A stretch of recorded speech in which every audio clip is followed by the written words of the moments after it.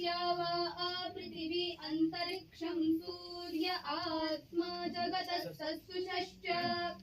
सूर्यो देवीमुष संरोचमानां मर्यो न योषामभ्येति पश्चात् यत्र नरो देवयन्तो युगानि वितन्वते प्रतिभद्राय भद्रम् भद्रा अश्वा हरितः सूर्यस्य चित्रा एतद्वा अनुमाद्यासः नमस्यन्तो दिव पृष्ठमस्थुः परज्या वा पृथिवी यन्ति सद्यः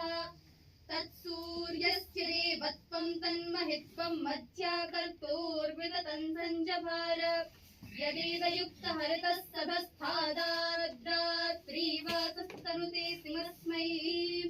तन्मित्रस्य वरुणस्याभिचक्षे सूर्यो रूपं गृणतेत्योर्वस्थे अनन्तमन्यत्पुरुषस्य पादः कृष्णमन्य